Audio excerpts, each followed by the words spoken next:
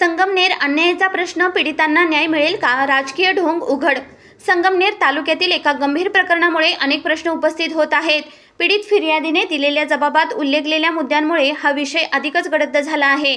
Police जबाब घेत असताना फिर्यादीला का आणि कुणासाठी असे प्रश्न विचारले जात असल्याने वरिष्ठ अधिकाऱ्यांनी याची सखोल चौकशी करणे गरजेचे आहे. या घटनेचा तालुक्यातील राजकारणावरही प्रभाव पडत असून विशेषतः काँग्रेस पक्षाची अवस्था विचार करण्याजोगी आहे. कुंपणच शेत खात आहे का, असा प्रश्न उपस्थित होत आहे. पुरोगामी विचार, समानता, बंधुता आणि एकता ही मूल्ये केवळ कागदोपत्री शिल्लक राहिली आहेत का, अशी चर्चा आता रंगू लागली आहे.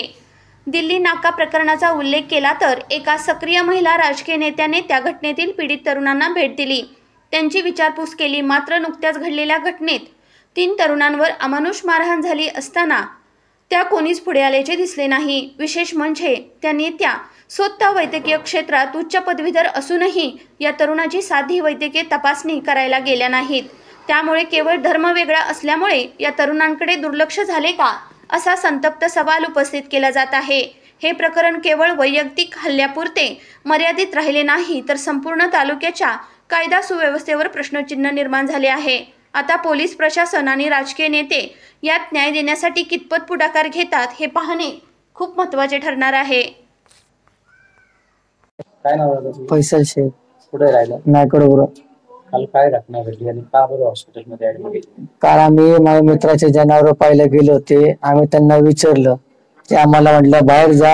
आम्ही बाहेर गेलो का त्यांनी बजरंग दलाला फोन लावलं. ते आम्हाला मारायला आले. त्यांच्या हातात चक्कू, दंडे सगळे त्यांनी आम्हाला लय आणलं. मग आम्हाला पोलीस स्टेशन मध्ये आणलं, दवाखान्यात आणलं पोलिसने. त्यांच्याकडे आमचे मोबाईल आहे, पैसे त्यांनी काढून घेतले बजरंग दलावाल्यांनी. तुम्ही आता यात ऍडमिट झाले, काल ऍडमिट झाले. कालपासून आतापर्यंत कुणी राजकीय पुढारी नेते तुमची भेट घ्यायला किंवा तुम्हाला बघायला कुणी आलं? नाही आले कोणीच नाही.